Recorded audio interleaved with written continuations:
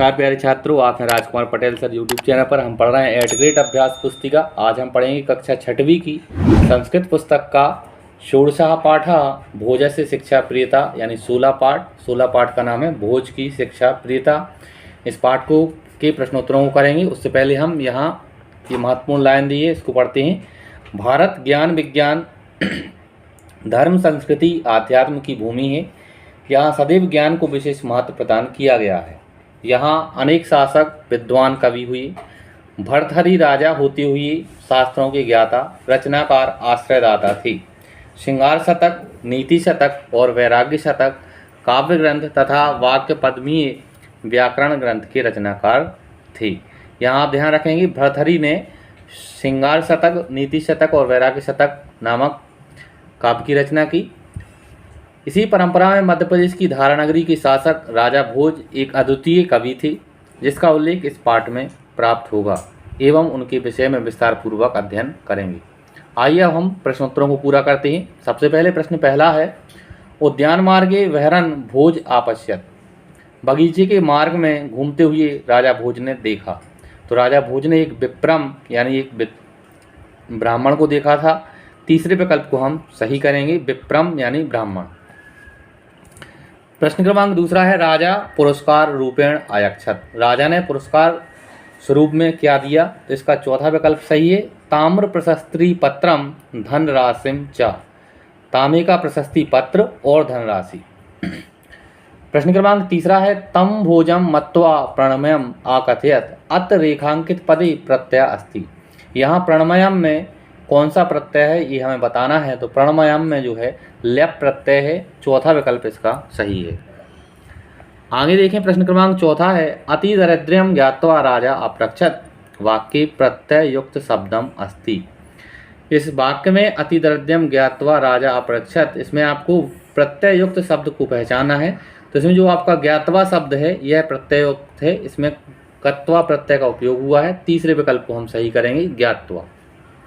पांचवा प्रश्न है, लोहम ताम्रम इति शब्दों हिंदी भाषायाम अर्थम भवति। लोहम और ताम्रम का हिंदी भाषा में हमें अर्थ बताना है। तो लोहम का अर्थ होगा लोहा और ताम्रम का होगा तांबा। तीसरे विकल्प को हम सही करेंगे, लोहा तांबा। आगे है, रिक्त स्थानानि पूर्यत। रिक्त स्थानों की पूर्ति करनी है इन शब्दों की मदद से हमें। छठवां प्रश्न है, शत्रुणाम कृते लोह श्रृंखलायाः खालिस्तान अस्ति। शत्रुओं के लिए जंजीरों का खालिस्तान है। तो इसका खालिस्तान में लिखेंगे अभावः यानी कमी। सातवां प्रश्न है, खालिस्तान विप्रस्य हस्ते आसीत। ब्राह्मण के हाथ में था। तो ब्राह्मण के हाथ में चर्ममयम कमंडलुम यानी चमड़े का कमंडल था। खालिस्तान में लिखेंगे चर्ममयम कमंडलुम। हमने यहाँ नंबर डाले हैं, तो आप इन नंबरों की सहायता से भी खालिस्तानों को भर सकते हैं। आगे है आठवां प्रश्न, शिक्षितः जनः खालिस्तान अवसन। शिक्षित लोग खालिस्तान में निवास करें। तो इसका खालिस्तान में लिखेंगे हम धारा नगरया। धारा नगरया खालिस्तान में लिखा जाएगा। नौवां प्रश्न है, श्री भोज राजस्य खालिस्तान सुदर्लभा। इसमें हम लिखेंगे द्वयमेव। द्वयमेव खालिस्तान में लिखेंगे। 10वां प्रश्न है, पुष्पम कुसुमम खालिस्तान एतानि पदानि सन्ति। तो पुष्पम और कुसुम पर्याय शब्द हैं, खालिस्तान में लिखेंगे पर्याय। आगे है, एक पदेन उत्तरम लिखा। एक पद में उत्तर लिखना है। प्रश्न 11वां है, धारा नामनी नगरी कस्मिन् प्रदेशे स्थितः। धारा नाम की नगरी किस प्रदेश में स्थित है? इसका उत्तर होगा मध्य प्रदेशे। 12वां प्रश्न है, कस्याः नगर्याः शासकः नृपति भोजः आसीत्। किस नगर का शासक राजा भोज थे? इसका उत्तर होगा धारा। प्रश्न क्रमांक 13वां है, नृपति भोजः कुत्र विप्रम आपश्यत। राजा भोज ने विप्र को कहाँ देखा? इसका उत्तर होगा उद्यान मार्गे यानी बगीचे के मार्ग में। 14वां प्रश्न है, विप्रस्य हस्ते किम आसीत्। ब्राह्मण के हाथ में क्या था? इसका उत्तर होगा चर्ममयम कमंडलुम यानी चमड़े का कमंडल। आगे है 15वां प्रश्न, विप्रः केन कारण चर्म पात्रम हस्ते वहति। ब्राह्मण किस कारण से चमड़े का पात्र हाथ में लिए था? इसका उत्तर है लोहस्य ताम्रस्य च अभावः कारेण विप्रः चर्म पात्रम हस्ते वहति। लोहे और चमड़े का अभाव होने के कारण ब्राह्मण चमड़े का पात्र हाथ में लिए था।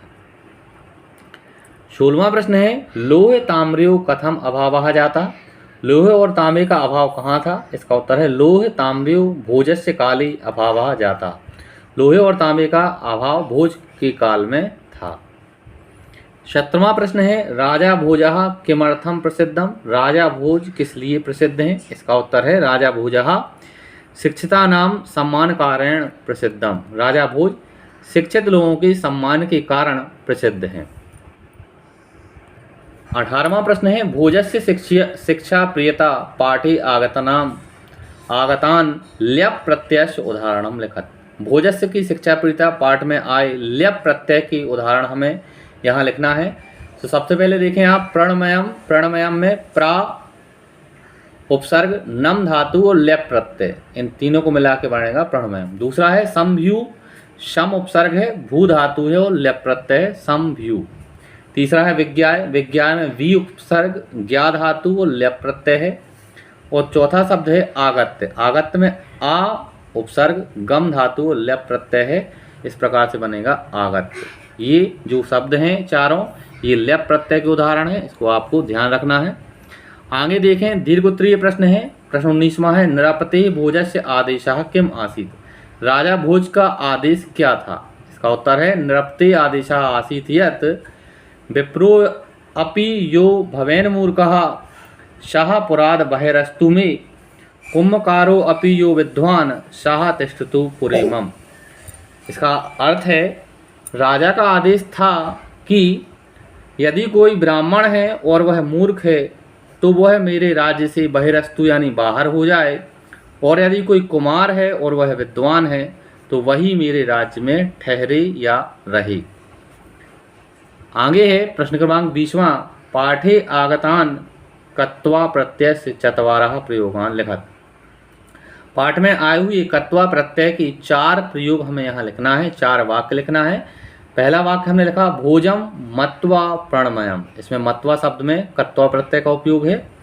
दूसरा है कमंडलुम दृष्टवा, इसमें दृष्टवा में कत्वा प्रत्यय का उपयोग है। तीसरा है राजा प्रसन्नो भूत्वा, भूत्वा शब्द में कत्वा प्रत्यय का उपयोग हुआ है। और चौथा है अति दरिद्रम ज्ञात्वा राजा आप्रक्षत, इसमें ज्ञात्वा शब्द में भी कत्वा प्रत्यय का उपयोग हुआ है। इस तरह से प्यारे छात्रों इस वीडियो के माध्यम से हमने इस पाठ के प्रश्नोत्तरों को पूरा किया। आगे के पाठ के प्रश्नोत्तर के लिए आप हमारे चैनल को सब्सक्राइब करें, वीडियो को लाइक करें, अपने दोस्तों के साथ शेयर करें। धन्यवाद। जय हिंद, वंदे मातरम।